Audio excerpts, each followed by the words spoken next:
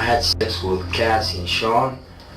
Basically, he would masturbate and tell me what to do with Cassie. I was like a sex slave, okay? We intend to name people in these lawsuits. You just saw one of the gay mafia members. That's who he is. That's who Puffy is. And of those 8, how many seemed to be potentially minors? 2 to 3, possibly 3. Diddy's sex slave Jonathan A. just named all the rappers he and Sean Diddy Combs allegedly had sexual encounters with during testimony in front of a federal jury. And you won't believe what he had to say about Cassie's involvement. He said Ross, which they good, yeah.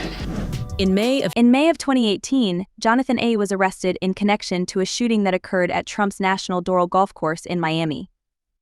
During an interrogation about why Jonathan attempted to shoot up Trump's golf course, he mentioned that Diddy was using him as a sex slave and that the mafia in Hollywood was forcing him to commit crimes. Combs. Puff Daddy? Yeah. P. Diddy, whatever you call himself these days. Yeah, go ahead. I had sex with Cassie and Sean. Basically, he would masturbate and tell me what to do with Cassie. I was like a sex slave, okay? For them, that's what I was. That's all right? I caught herpes, and I came back and I seen him for the herpes and won. But I seen the liquid cocaine, I've drank it myself, having sex with Diddy and Cassie. Okay, it's not good. He drinks it all the time. Alright, he calls it G-Jit, but it's liquid cocaine. Alright. I've settled $4.125 million with Diddy. I've settled $4.125 million with Diddy. Okay, but he's scared that I was exposed. I don't want to talk about Diddy right now. I want to talk about you. Help me understand you. I mean, who? It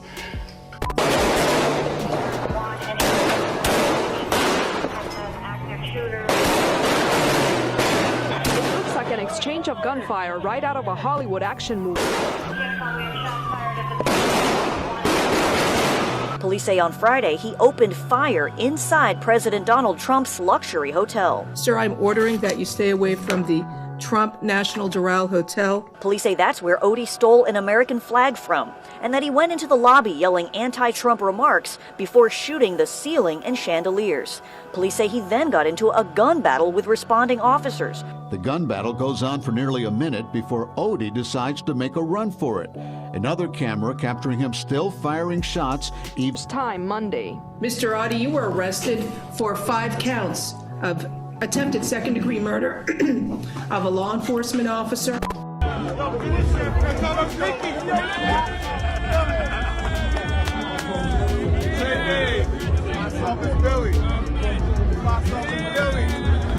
As we peel back, Diddy's rise to power was fueled by his industry connections and his ability to use leverage where and when he needed it.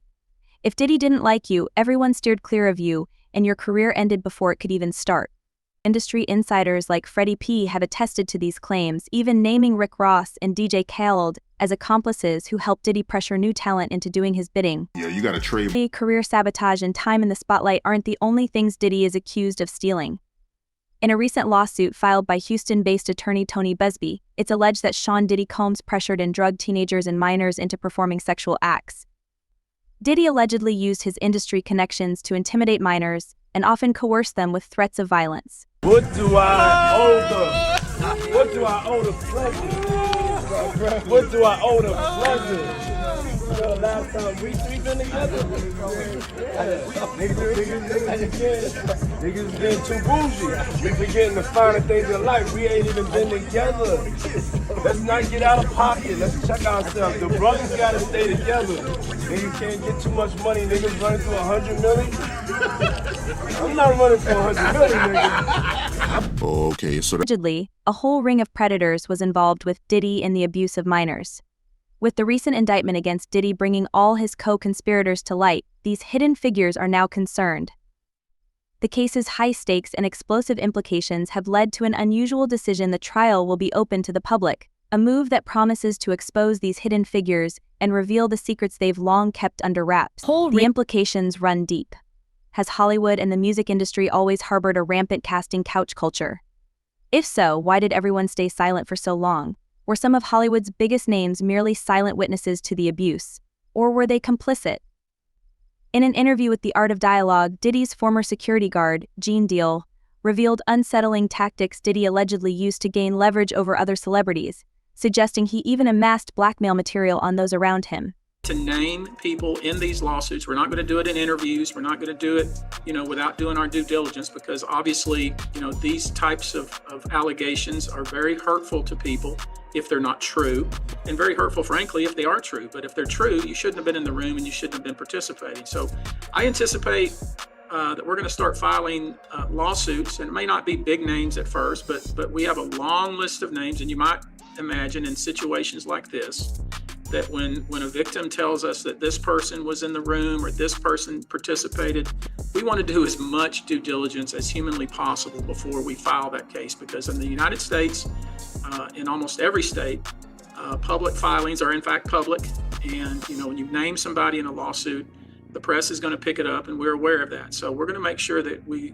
dot our I's and cross our T's, and I expect that there will be some people named in these lawsuits that will raise some eyebrows. As the date for Diddy's trial draws closer, more celebrities are coming forward with details about how Diddy allegedly operated his ring most recently. Courtney Burgess, a close friend of both Diddy and Gene Deal, testified in front of a federal jury against Sean Diddy Combs. Alleged subpoenas have been issued to anyone who was in contact with Diddy at the time of the crimes, and Homeland Security has obtained 8 video files on 11 different flash drives showing Diddy having intimate relations with minors. Some about the music, clothing, movies. They not gonna come out and speak on nothing that has anything to do with them, and they praying that they not on the tape doing crazy stuff, being oiled up in the whole 9 yards. They praying. So until the feds say, hey, yo, listen here. We got you on, hey buddy, we got you on this tape, and girl looked like she was pretty young. We're not gonna show it, but we need you to come and testify against Brother Love, P. Diddy, Puff Daddy, Sean Combs. That's when they're gonna start talking, and they're not gonna be talking in his favor. When the feds come to them and show them what they got on tape, because if he had 250 tapes all over, 250 cameras all over the house, somebody got caught stealing a cookie out the cookie jar. It could be your favorite pastor. It could be your favorite politician. But they didn't think they was being watched, and Brother Love was watching. So he always played those kind of up games on people. So to have those cameras and know what he was doing, it's gonna give him the ups on everybody who came to that party. Even your favorite basketball player. Ain't no party like a Diddy party. We know who said that. He may be one of the persons got caught up in the Diddy party. LeBron said that, but yeah, you might be right. It sounds like he had all them hidden cameras to use it against people. I think that was said in the indictment, right? That was said in the indictment.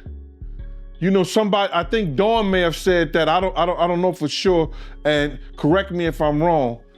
He would, even if you didn't want to do something, he would tell the individual, well, I got you on tape doing it before. And the person would feel pressured in having to do something or come and do something at the party or be at the party because he already had him on tape right then and there. But what you think when you do it the second time? He's still gonna have you on tape.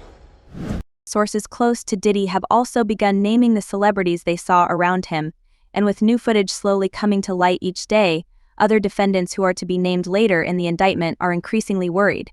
Those statements include descriptions of what the witness says he saw on those tapes. So I asked him about that, and he answered what he could, given the limitations imposed on him after testifying before the grand jury. Out of those 8 videos, 8 celebrities, 6 men and 2 women, how many of those 8 celebrities were were close to being underage or potentially underage? 2 males. 2 males. And of those 8 celebrities, how many of them were intoxicated or under the influence of drugs? This is going to be all speculation. I just want to preface it by he wouldn't know if they were. Right. Sure. Appear to Let me be, rephrase it. Based on, yes. Understand. Out of the 8 celebrities who were recorded having intimate relations with Sean Combs, how many of them appear to be either inebriated or intoxicated or under the influence? All of them. All of them. Out of those 8, how many appear to be potentially victimized? How many might have been victimizing? I think all, to be honest, all. Were victims They or victims. were perpetrating? Victims. They were, all 8 were victimized. Yeah. Meaning this was happening to them and they were inebriated. Right. Not knowing, I guess, how much proof it was in it, what they was doing. And of those 8, how many seemed to be potentially minors? 2 to 3, possibly 3.